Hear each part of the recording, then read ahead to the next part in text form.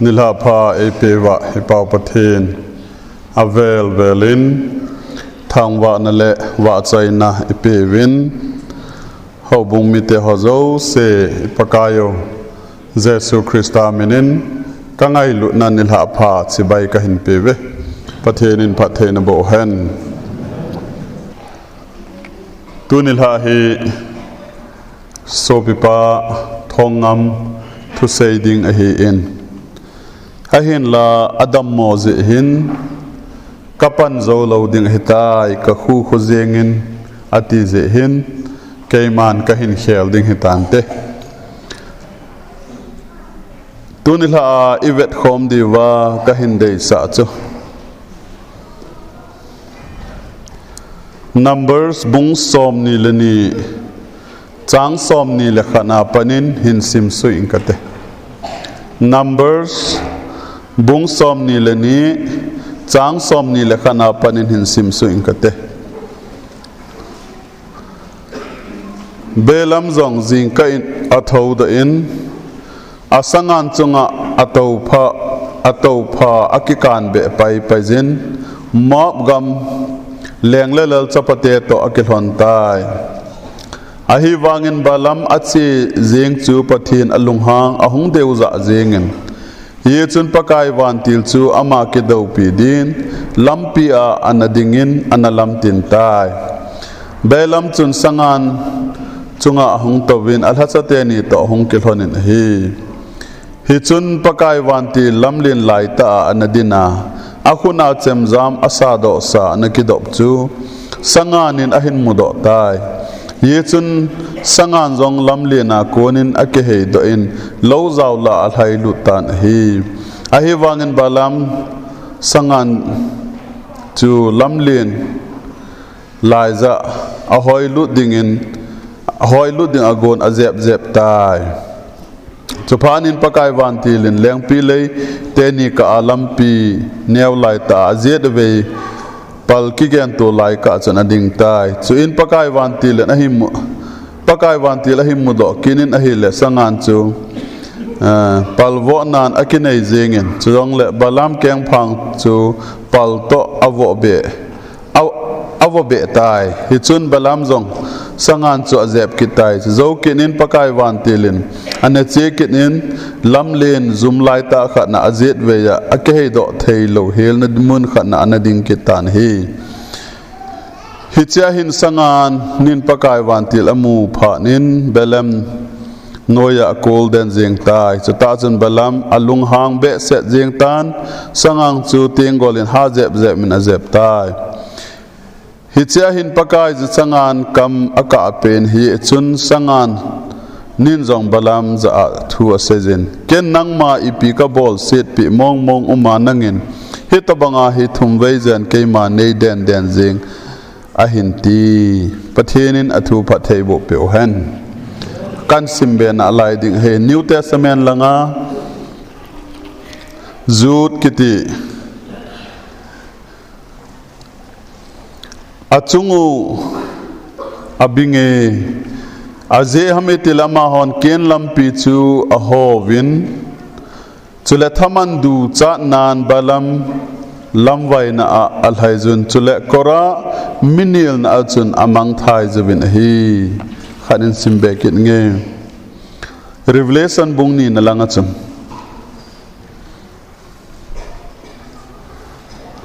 hitin asai kit ne ahi wangin na chunga dem na khat kane je aje chu Israel chate masanga kipal hu na koiza milim ho na sane sa dingle zon sa dinga balak lungthim pe a hila balam thil choya hi komachun na nei zui atin balam thim gau pa thusim hi tuni pha na isei khom diu ikihil khom diwin kahin dei sa inahi Israel chate hi kanan gam ahin zot lai wahin Moab leng pa balak kitipahin anaki satanahi Hichilai hin pathin thim gao balam kitipahi anna umin hi. Hilaya ka say do nom chi pi ham itial hin. Bible lahi anakiri kot lawang hin. Israel chate hilo. Pathinin anaman anna umin. Thim gawa anaman anna umin hi. Balam kitipahi Israel mizong ahipon. Ahi wangin pathinin anamangin thim gawin anapangin hi achuti ahile Israel sung hilawa Israel pama jong hi pathin di pathin ta ananeya a umeti hi akilangin hi ilang che ho sermon pon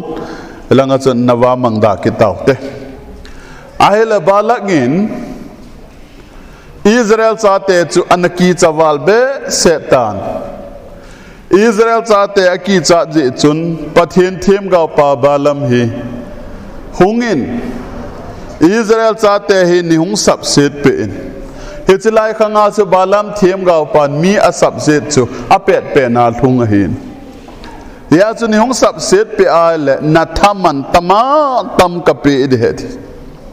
thum vei zen hi a hung ko sa ahung ko sa ahil amahin pathin koma gataw winge atia khatwe adong hi pathin adol pathin in nachi lo ding hi Israel chate khu kamite hin ken ka hin pui do het ani ve na ko kina hu gataw winge ati ki tho tho abana chi pham tial hin pathin koma ta wa hel pathin no azada ki chu nachi lo de heti ki athum ve na hung ko kina jong ga taw winge tiale lai pha nai pathin in chetan ti cho la ya he hi chimi te hi nang ma ko wa ahung kit hi wa hele ki pat da in lang ama ho he to ki lon ta ati ai la ma jong ahung ki pat do a asanga na ahunga hele lampi a hi pakai van tilin chem jam na ki chaya balam that dinga ananga he ta ba pat kai van til pa pathin hi lunghang wal be se de hin ai laga seidinga chu chetan ati a ibola achi a le pa pathin lunghang ham tin koi san ki bol le hilaya hi pathin lunglai sela asol hi tapon khatna jong azada a hilaya zu balamin he de tas o Israel mi te hi pathin mi te hin pathin in asol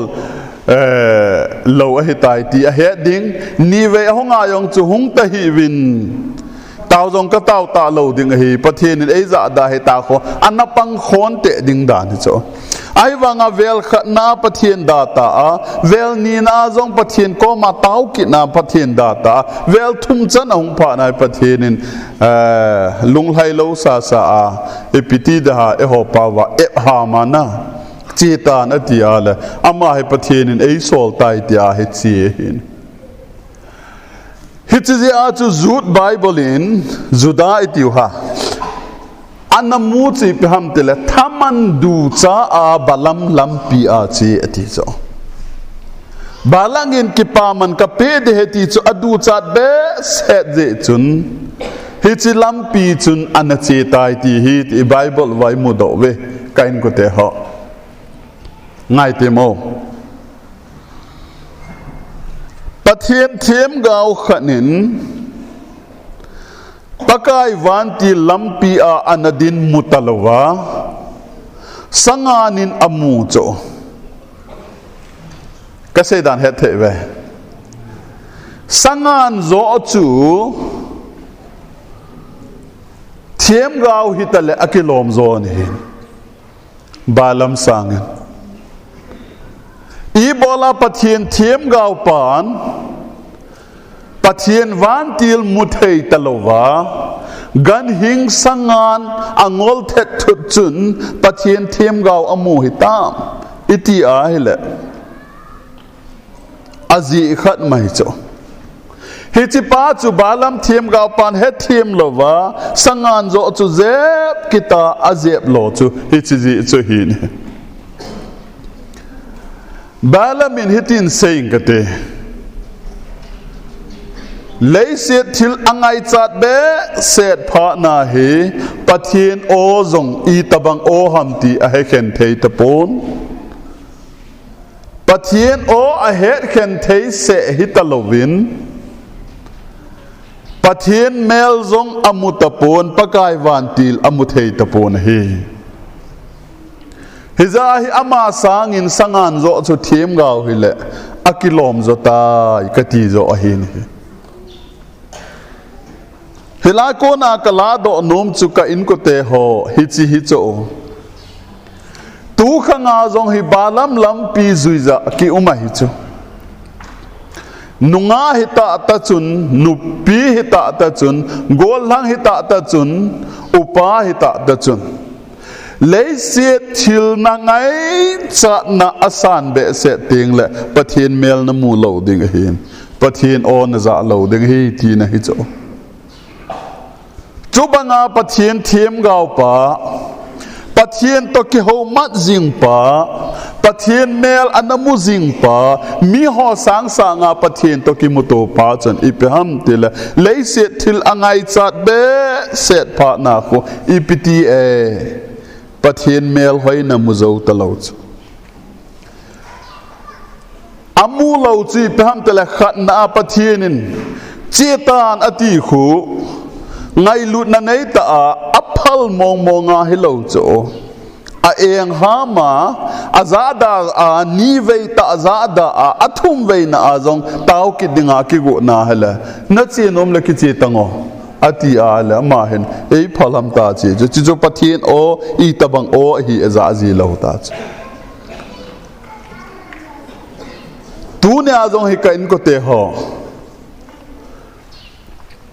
in sunga ei ma mi mal hin khu a hi pathian o na za lo wa hi le pathian in nalam kai lova pathian o zalo mi pa nahi a pathian o zalo mi nu nahi a pathian o zalo nunga gol hang nahi a pathian o he thelo nahi a le lung set ta Christian nahi pathian ko ma dong masalova pathian ko ma thum masalo hela pathian lampi ki ko mu sa lo hela hin kho iman hi o aha zidan jim lo hel hin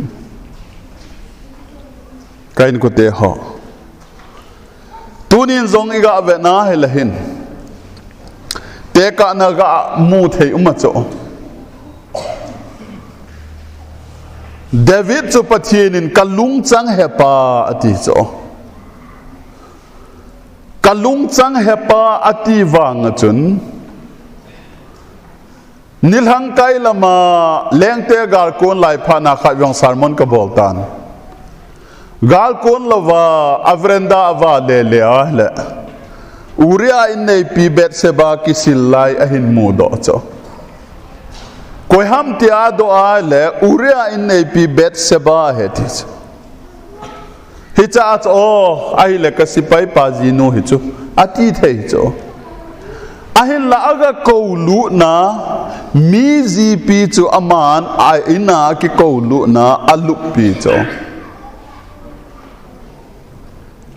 ipi chu ham hilai ta chu pathian kalung chang he pa ti chu ata sangai cha nahi ahat wal pha na he pathian o aza thei lo ji ahin tu ne ayong hi ta sangai cha na sumla pai ngai cha na sumla pai ngai cha cho se pon awala ngai cha dikati hin nele cha ngai cha na nele cha ngai cha cho se kati hi pon awala ngai cha dikati hin awala ngai hung pa khui pe ham ti al hin adi lo lawa imu polati akil hai pa hu ka sei na hin hitji a chu David in zong ata sangai cha na aha wal pha na chu pathian o anaza lo o hitan hi hitji a chu pi hai aga khu acha pa thita achapa Amnonin anaunu tamal sun chang noya arepta achapa Absalomin anaupa Amnon chemzama thata achapa Absalomin apalal tona chua adel dota amazon kisel leleta achapa Absalomin anuho at David thai ke mo sun chang noya su seri agahin Patien hi anazat thei hen nang hele hilai ta chu amazon anakipel do thei tuna dong ivet na le Christian hin khoi ti na wa he patien za thei lo mi nu ki patien za thei lo mi pa ki nunga ki gol hang ki hi chia chu hoila ya chu ilol hin wa hoila ya chu aga iso diu ham aga iso lo hel diu he ya chu leiset ta sangai cha na thil ngai cha na ahat val tinga hele patien jong hi akiza theizi tapo ti hituni ai sei do nombe hele leiset ta sangai cha na hi ahat val tinga le patien mel ki mukit talo cho patien mel hi kilang do zo lo hitan tunin igam sunga wahin patien mel kila do ta sanga hin kana seizi in setan mel akilang do tan mi pa chunga patien mel akilang do tapon minu chunga patien mel akilang do pon chate chunga patien mel akilang do pon koi cha nahi ham nanula na pa mel chunanga kilang do ding hilo ham ti tuni phana ka sei do no mil hi kana sei khatan avelin ka thupi to ki to je in sei kininga naga gama first bus ka hindelun tangkhul hoto ka hindel homu mu thima na lai hin tos lai kan ke del hin thing hang gama cha Kho hong va pha nin tangkhul pa chun ave en nang asi pauza mangi machani ko edi so ave na kapal cho sei cho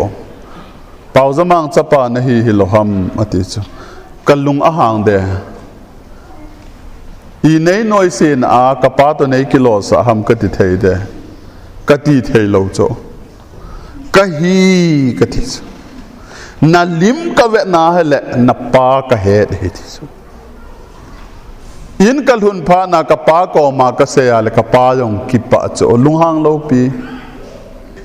ei noi se na anang to nei kilo sa ham ati lo pi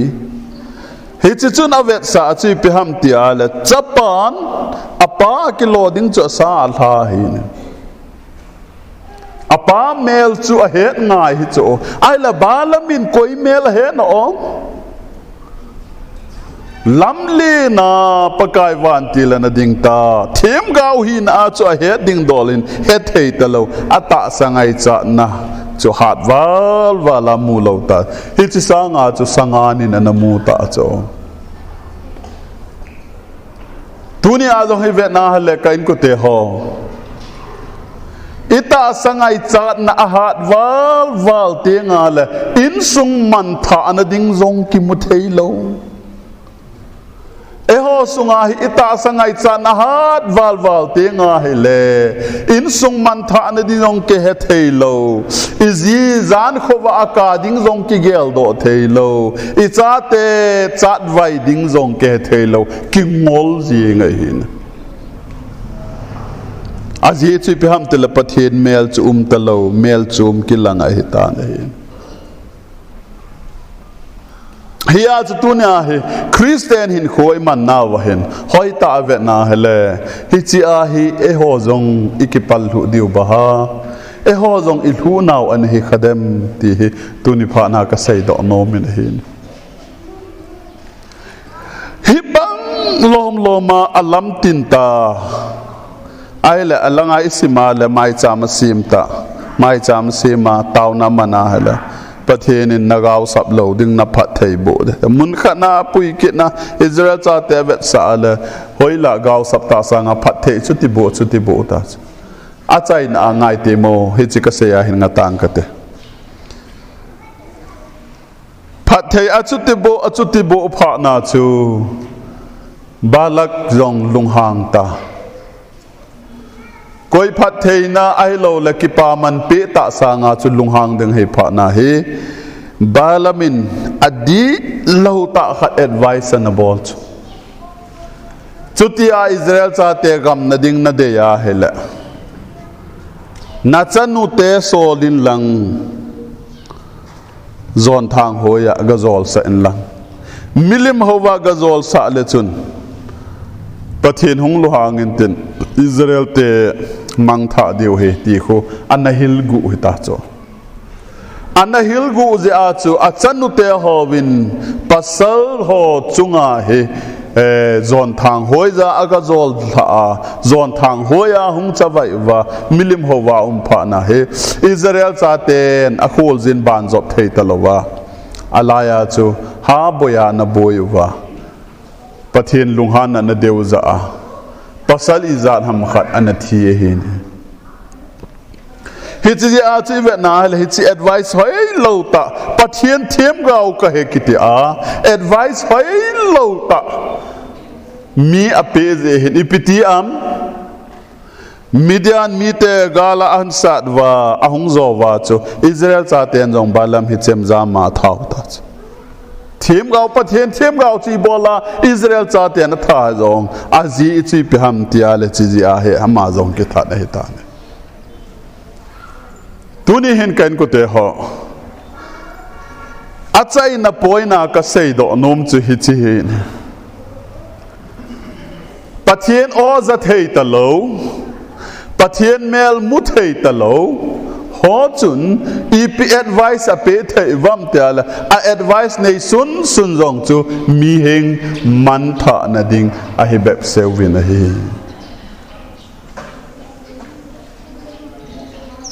จอบไบเบิลจุนฮิตาเสจโเกย์เกลินกุมินจีนทูนฮิลฮันลังอาทิโจนิโคฮหินจีนทูนเซยเปแล้วกติเอติจอบเลขบัวคูอร่อยหอมีถุมขุนจอบขวาหุงโมโซวาณจอนเสียใจให้จันนภาเหตาขวาหุงเสยโจไอ้เลจอบจงฮีน่าสตาหุงกิดิเฟนส์เฮเซโลดิ้งอีจานหำขัดอันเซยโดโจฮิพานาฮิอัจฉปังเป็นปะหินอาหูเสยโจเตะเสโหโจนักกุมูฮีแอดไวส์เพเทนฮิตาเวนจีนทูฮิลในเทนฮิตาเวตาขวาหูเสยตัวเนี่ยยังฮิเวน่าฮิเลกันกุเตหะเอโฮคริสเตียนหินคุยมันน่าวาฮิแอดไวส์คุยก็มาอิลาจีเวน่าอินูก็มากิลานตินอิปาก็มากิลาหินอาฮิลวาเลขุสุงาอาหันขัดก็มาอิตาสันเป็นปาก็มาคนแอดไวส์กิลาเวตาอาหินลาในแอดไวส์ลาณป้าจูปะเทียนโออันนั้นจะเทโลมีฮีอาปะเทียนเมลอันนั้นมุเทโลมีอันฮีอาอาหินละอามันแอดไวส์อาหินเซยโดลงจูมันท่านาดิ่งฮิตเท่าหินตัวนั้นนั่งอินจงปะเทียนเมลมุเทโลนะฮีอาปะเทียนโอจะเทโลนะฮีอาละมีแอดไวส์นะเปียงจูมันท่านะหินบางกิติปะเลขสุนเทมตาปะทะกาวมีตาเต้าหัดปะจนฮิติหินอาศัยหินปาสรอดิงาสุดโจลำกายหอดิงาสุดโจง่ายตีมองอาเต้าโลปาสเตอร์อาเต้าโลลำกายอาเต้าโลมีปะอาเต้าโลมีนูอาเต้าโลนุงะกอลหังเงินค Christian khát hea tao lâu hin khô chu athi hin khô hi atis athi pa athi nu chun ahin sei do thu cheng chu athi thu cheng hung do hin hi chi thu cheng che na zo se apha na zo se chu mi atha gam hita anati hi chi ka sim do chun ke zong ka ki man ma zeng an tunia zong hi ipiham ti al hin lấy xe ta sangai chat na lama hi na ha chia le